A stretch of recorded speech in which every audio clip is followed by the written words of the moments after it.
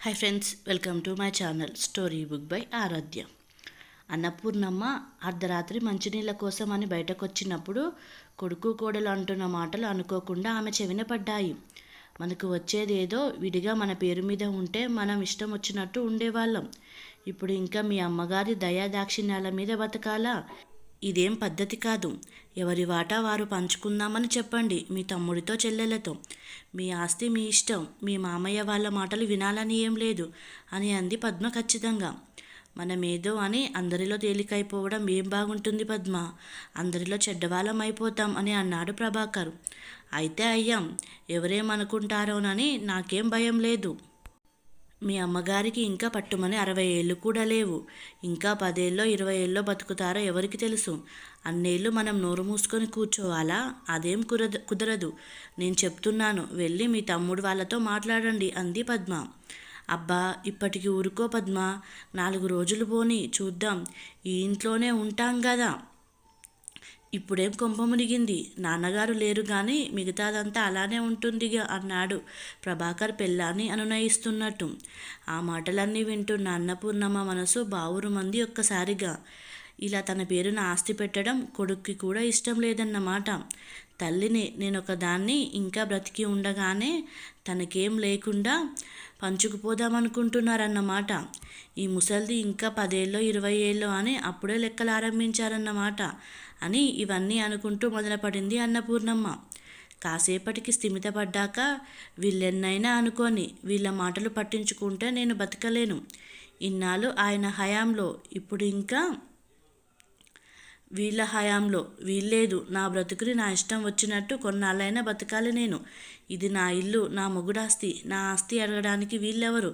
అడగడానికి ఏం హక్కు ఉంది వీళ్ళకి అని అనుకుంది అన్నపూర్ణమ్మ. ఇంట్లో ఒక్క సుబ్రహ్మణ్యం గారు లేకపోయేసరికి, ఇంటికి పెద్ద దిక్కు అయిన ఆయన పోయేసరికి ఇంట్లో ఎలాంటి మార్పులు వచ్చాయో. 4 గోడల మధ్య ఎన్ని గొడవలు తలెత్తుతాయో బయట వాళ్ళకు తెలియకపోవచ్చు కానీ అన్నపూర్ణమ్మ గారికి ఈ సంవత్సరంలో బాగా అనుభవం అయ్యింది. ఇన్నాళ్ళు తండ్రి చాటు బిడ్డగా ఉన్న కొడుకు ఈ ఇంటికి ఇంకా నేనే యజమాని అన్నట్టు తల్లిని ఏ విషయంలోనూ మాట మాత్రమైన సలహా అడగకుండా ఇష్టం వచ్చినట్టు చేయడం ప్రారంభించాడు. మామగారు ఉన్నన్ని రోజులు మాటన్నా వినపడని కోడలి గొంతు ఇప్పుడు రోజంతా వినిపిస్తూనే ఉంది. రోజుకు 10 సార్లు ఈ కొంప, ఈ చాకిరి, ఈ లంపటం అంతా నాకే చుట్టుకుంది చూడండి. మీ తమ్ముడు ఎంత అదృష్టవంతుడు. చుట్టపు చూపుగా 4 రోజులు వస్తాడు వెళ్తాడు. అభిమానాలు ప్రేమలు వాళ్ళకి, చాకిరీ మనకి. కానీ మనం చేసేది ఎవరికి కనిపిస్తుంది? ఇంట్లో ఉండి తీరగా తినిపోతున్నామన్నదే కనిపిస్తుంది. అందుకే వద్దన్నాను. మనదంటూ వేరే ఉంటే అమ్ముకుంటాము, మార్చుకుంటాము, అది మన ఇష్టం. కూతుళ్ళు అంటే ఆవిడకు అంత అభిమానం అయితే నెత్తికెక్కించుకోమనండి. అంతేగాని ఈ చాకిరీ చేయడం నా వల్ల కాదు. పుట్టిల్లు అంటూ అంతా వచ్చిపోతారు. చాకిరీకి జీతం పత్యం లేని నౌకరిని నేనొకదాన్ని ఉన్నాను కదా ఈ కొంపలో. దేనికి స్వతంత్రం లేదు. ఇంకా ఎన్నాళ్ళు ఈ బ్రతుకు నాకు? నాది అంటూ కొంప సంసారం నాకెప్పుడు ఉంటుందో అంటూ ముందు గొనుగులతో ప్రారంభించిన ఆ గొంతు 6 నెలలు తిరిగేసరికి తగుదునమ్మా అంటూ అన్నిట్లోనూ వేలు పెట్టకపోతే కృష్ణారామ అనుకుంటూ, ఓ మూల కూర్చోకూడదు? ఏం ఈ ఇల్లు నాది మాత్రం కాదా? నాకు తెలియదా ఏం చేయాలో, ఎలా చేయాలో? ఎన్నాళ్ళు నాకు ఈ కోడరికం అంటూ మొదలుపెట్టి, నాకు తెలుసు, నాకెవరి సలహాలు అక్కర్లేదు అని అనేంతవరకు వెళ్ళి అత్తగారు ఏమడిగినా దులిపి పారేసే వరకు వెళ్ళింది పద్మ ఈ ఏడాదిలోనే. పిల్లి మీద ఎలుక మీద పెట్టి సాధింపులు. ఎదురు పడితే మొహం చిట్లించడం, మూతిమురుపులు అయితే లెక్కలేదు. రోజుకు 10 సార్లు చాకిరీ చేస్తున్నాను అంటూ గోల చేస్తూ అన్నపూర్ణమ్మకి ఏడాదిలోనే నరకం చూపించింది పెద్ద కోడలు పద్మ. ముందు నుంచి కూడా అన్నపూర్ణమ్మది కూడా అంత గట్టిగా తెగేసి ఎదుటపడి ఎవరిని ఏమనలేని మనస్తత్వం. దానికి తోడు 40 ఏళ్ల భర్త హయాంలో అన్నింటికీ పడి ఉండి ఓచుకునే తత్వం అలవాటైందేమో. అన్నది తనను కాదన్నట్టు వినకుండా ఊరుకునేది. కొన్నాళ్లకు కోడలి ప్రవర్తన మరీ మితిమీరినప్పుడు, ఏమ్మా ఎవరినంటున్నావో తెలియదనేనా నీ ఉద్దేశం? ఎందుకమ్మా పిల్లి మీద ఎలుక మీద పెట్టి అంటావు అంటూ కోడలిని ఎదిరించేది అన్నపూర్ణమ్మ. అయ్యో, నేనెవరినమ్మా అనడానికి? నాకేం నోరు నొప్పి అనడానికి అనేది కోడలు మూతి 3 వంకర్లు తిప్పుతూ. నా ఇంట్లోనే ఉండి నా సొమ్ము తింటూనే మీకింత కష్టంగా ఉంటే, ఎవరింట్లో నేను తినకపోయినా నన్ను ఇన్ని మాటలు అంటుంటే నాకెంత కష్టంగా ఉంటుందో ఒక్కసారి అయినా ఆలోచించావా అంది అన్నపూర్ణమ్మ. అయ్యో అయ్యో చూసారా, ఈ ఇల్లు నాది, ఈ ఆస్తి నాది, నా సొమ్ము మీరు తింటున్నారని, నేనెవరి సొమ్ము తినడం లేదని ఆవిడ అంత ఖచ్చితంగా చెప్తుంటే ఇంకా మీకు సిగ్గులేదు? పదండి, ఏ అద్దె కొంపన్నా దొరక్కపోదు, ఏ 2 గదుల కొంపన్నా నాది అంటూ ఉంటే ఇన్ని మాటలు వినక్కర్లేదు. కలో గంజు తాగుదాం పదండి అంటూ రాగాలు మొదలుపెట్టి అన్నపూర్ణమ్మకి మనశ్శాంతి లేకుండా చేసింది పెద్ద కోడలు. కొడుకు పెళ్ళాన్ని వెనకేసుకొచ్చి, ఏమిటమ్మా రోజు ఇంట్లో గొడవలు అనేవాడు. పైగా లేదంటే అంతా వింటూ నిమ్మకు నీరెత్తినట్టు ఉండేవాడు. అన్నపూర్ణమ్మ గారి ప్రాణం విసిగి ఏనాడన్నా ఏదైనా చెప్పబోతే, మీ అత్త కోడళ్ళ గొడవలు నాకు చెప్పొద్దు, చీచి బొత్తిగా కొంపలో మనశ్శాంతి లేదు అని విసుక్కునేవాడు. పుట్టింటికి ఆడపిల్లలు వస్తే ఏడుపు వాళ్ళకి, చీర సారా ఇస్తే ఉన్నదంతా ఆవిడ కూతుళ్ళకే దోచిపెడుతుంది. ఏం వాళ్ళు ఆస్తి పంచుకుంటారుగా మీతో సమానంగా, ఇప్పుడు ఇంకా దోచిపెట్టడం ఎందుకు? ఇంట్లో పిల్లలున్నారు, నేనున్నాను, ఒక్కనాడన్నా ఒక జత బట్టలు ఇవ్వాలనిపించిందా ఆవిడకి? అంతేనండి, ఈ ఇంట్లో ఉంటే అందరికీ లోకువే, అందుకే పోదామంటున్నాను అని అంటూ ఉండేది పెద్ద కోడలు. పోతే పొండి అని అనాలన్నంత ఆవేశం వచ్చేది అన్నపూర్ణమ్మకి. కానీ లోకులు ఏమనుకుంటారు అన్న భయంతో పాటు, ఈ ఇంట్లో ఆడది తనొక్కది ఎలా ఉంటాను అన్న ఆలోచన ఆవిడని వెనక్కి లాగేది. 1 ఏడాదిలోనే ఇలా అయితే ఇలా ఎన్నాళ్ళు అన్న ప్రశ్న అన్నపూర్ణమ్మని అటు ప్రభాకర్ని వేధించింది. ఇంతలో సుబ్రహ్మణ్యం గారి సంవత్సరీకం వచ్చింది. మళ్ళీ బంధువులంతా చేరారు. సంవత్సరీకం ముగిసింది. బాబాయ్, నాకంటూ ఏం వస్తుందో అది నా పేరున చేయాలి. ఈ ఉమ్మడి ఆస్తి వ్యవహారం నాకొద్దు, ఇంట్లో గోల భరించలేను. ఎవరి పాటికి వాళ్ళు హాయిగా ఉంటే నాకెందుకు ఈ జంజాటం, నా వాటా నాకు కావాలి అని కుండ బద్దలు కొట్టినట్టు చెప్పాడు ప్రభాకర్. రాత్రంతా పెళ్ళాం ఇచ్చి పంపిన ట్రైనింగ్ అంతా అప్పచెప్పేశాడు ప్రభాకర్. అదేమిటి ఇప్పుడేమైందని అని ఏదో చెప్పబోయిన సుబ్బారావుతో, ఏమైందో చెప్తే మీకు అర్థం కాదులే బాబాయ్, ఎవరి ఆస్తి వారికి ఉండటం మంచిది అని ముభావంగా నిర్కషంగా చెప్పేశాడు ప్రభాకర్. మరి నువ్వేమంటావురా చిన్నోడా అంటూ దివాకర్ వంక చూశాడు సుబ్బారావు. తమ్ముడు దివాకర్ లక్ష్మణుడిలా అన్నగారి మాట జవదాటను అన్నట్టు కూర్చున్నాడు. మాట్లాడవేరా అన్నాడు సుబ్బారావు గట్టిగా. అన్నయ్య నిర్ణయమే నా నిర్ణయం అన్నాడు దివాకర్. మరి మీ అమ్మ ఒక్కతే ఎలా ఉంటుందిరా అన్నాడు సుబ్బారావు. ఎలా ఉండటమేంటి బాబాయ్, ఆవిడకి ఇంకా 3 పిల్లలున్నారు. ఆవిడకి ఇష్టం వచ్చిన చోట ఇష్టం వచ్చినన్ని రోజులు ఉంటుంది. అలాగే ఇంట్లో రోజు ఈ గొడవల కంటే అదే నయం అనిపిస్తుంది నాకు అని అన్నాడు ప్రభాకర్. ఆయన పోగానే ఇంట్లో అంత పెద్దలే అయిపోయారు అని నిష్ఠూరంగా అంది అన్నపూర్ణమ్మ. ఈ ఇల్లు నాన్న కట్టించిన పిత్రార్జితంగా కొడుకులకి రావాలి. దివాకర్ బెంగుళూరులో ఉంటాడు కనుక వాడి వంతుకు డబ్బో పొలమో ఇవ్వండి. అదంతా ఇదివరకు రాసుకున్నాంగా అని అన్నాడు ప్రభాకర్. మరి మీ అమ్మకి అని అన్నాడు సుబ్బారావు. అమ్మకి డబ్బులు ఇవ్వండి, ఆవిడ ఉన్నన్ని రోజులు ఖర్చులకు ఉపయోగపడతాయి. ఇక ఆవిడకు ఎక్కడ ఇష్టం ఉంటే అక్కడే ఉంటుంది, లేదంటే ఏదైనా గది అద్దెకు తీసుకొని ఉంటుంది. ఆవిడకి ఇలా ఇష్టమైతే అలా. ఆడపిల్లలకి ఎలాగో క్యాష్ అనుకున్నాం కదా, పొలం దివాకర్కి అనుకున్నాంగా, ఇక మిగిలిన ఈ ఇల్లు నాకు అని అన్నాడు ప్రభాకర్. అన్నయ్య, సొంత ఇల్లుండగా అమ్మ వీళ్ళ కొంప వాళ్ళ కొంప పట్టుకొని ఎందుకు ఉండాలి అని పెద్ద చెల్లెలు నిష్ఠూరంగా అంది. అదేమిటమ్మా, సొంత ఇల్లుంచుకొని 2 గదుల అద్దె కొంపలో ఉండే కర్మ నీకెందుకు? అన్నయ్య, మేము అలా ఒప్పుకోము అంది రెండో కూతురు. వద్దే తల్లి, తినే 2 మెతుకులన్నా వంట పట్టనివ్వండి నాకు. ఇన్నాళ్ళు మీ నాన్న జులుం, ఇప్పుడు కొడుకు కోడలు జులుం సహించే ఓపిక నాకు లేదు. నా కర్మానికి నేనుంటాను అంది అన్నపూర్ణమ్మ బాధగా.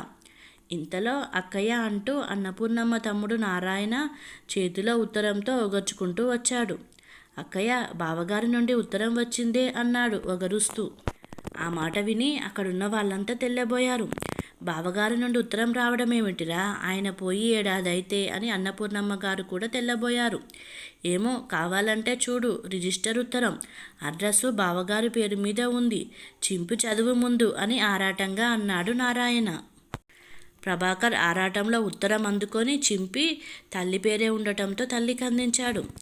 అన్నపూర్ణ, ఈ ఉత్తరం ఇప్పుడు ఎక్కడి నుండి వచ్చింది అని ఆశ్చర్యపడకు. చాలా కాలం కిందట రాశాను. అవసరం వచ్చినప్పుడు నీకు పంపమని నా మిత్రుడు రాఘవయ్య ద్వారా ఏర్పాటు చేశాను. అన్నపూర్ణ ఆడదానికి తోడైనా నీడైనా కట్టుకున్నవాడే గాని కన్నవాళ్ళు కాదన్న సత్యం నీవు ఈ పాటికి గ్రహించుంటావు. ఈ 40 ఏళ్లలో నీకు నేను తోడుగా నీడగా నిలవలేదని నువ్వు అనుకున్నావు.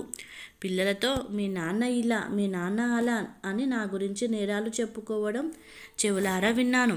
కానీ అప్పుడు నీ మాట నిజం కాదని నేను నా నోటితో చెప్తే నువ్వు నమ్మవు. అనుభవం వస్తే గానీ నిజం అర్థం కాదు నీకు అని ఊరుకున్నాను. కష్టమో నష్టమో సుఖము ఆడదానికి మగాడితోనే ఉంటుంది అని నీ అంతటా నీవు తెలుసుకుంటావని, నీ అభిప్రాయం మార్చాలని నేనెప్పుడూ తాపత్రయపడలేదు పూర్ణ. మగాడి ప్రేమ నూతిలోని నీరు లాంటిది. నిశ్చలంగా లోతు తెలియనంతగా ఉంటుంది. తోడితే తప్ప నీకు తెలియదు. నీవెంత తోడితే అంతే దక్కుతుంది. పెట్టిందే దక్కుతుంది అన్న నానుడిలో నీవు తోడుకున్నదే నీకు దక్కుతుంది. నువ్వు ఒక చిల్లు బాల్చి తీసుకొచ్చి తోడి నీకు నీరు సరిగ్గా దక్కలేదని వాపోవడం సబబుగా లేదు.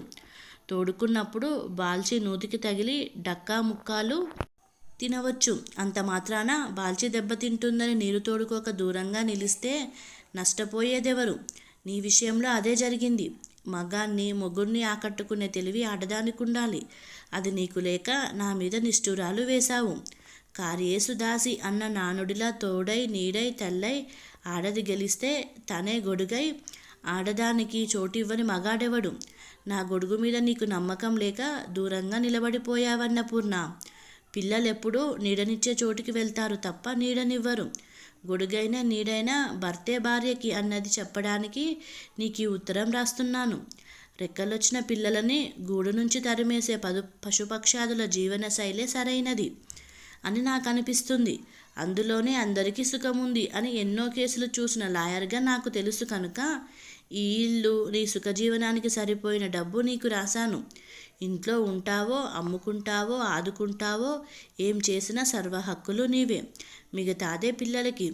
ఈ ఇల్లు నీది కాదు అని ఎవరన్నా అన్న పక్షంలో ఈ ఉత్తరం, ఈ విల్లు బయటపెట్టమని నా మిత్రుడిని ఆదేశించాను. నా అంచనాలు తప్పై నీ పిల్లలు నిన్ను కంటికి రెప్పలా కాచుకుంటే ఈ విల్లు అవసరం ఉండదు. కానీ అలా నోటికో కోటికో జరగదని తెలిసే ఈ విల్లు రాశాను. నా జీవితానుభవంతో నేను రాసిన ఈ ఉత్తరానికి ముందే నీ అనుభవం నీకు పాఠం నేర్పి ఉంటుంది. ఇక సెలవు, ఉంటాను. ఇట్లు సుబ్రహ్మణ్యం అని ఆ లెటర్ చదువుతున్న అన్నపూర్ణమ్మ గారికి దుఃఖం ఆగలేదు.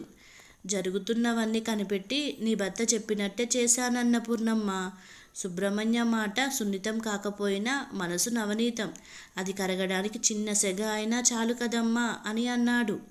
అక్కడ జరుగుతున్నదంతా చూసిన సుబ్రహ్మణ్య మిత్రుడు రాఘవయ్య.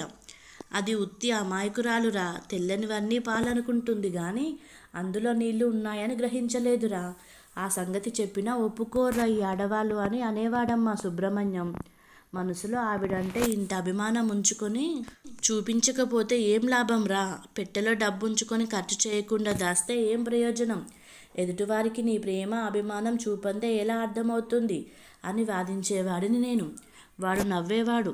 ఇనపెట్టెలో డబ్బుంది అన్న తృప్తి, అవసరం వస్తే ఆదుకుంటుంది అనే నిజం ఆమెకు తెలియాలి గాని నేను చెప్పకూడదురా. నీవంటే ఇంత ప్రేమ, అంత ప్రాణమని కబుర్లు చెప్పేవాడెప్పుడు కార్యాచరణలో పెట్టాడు అనేవాడు.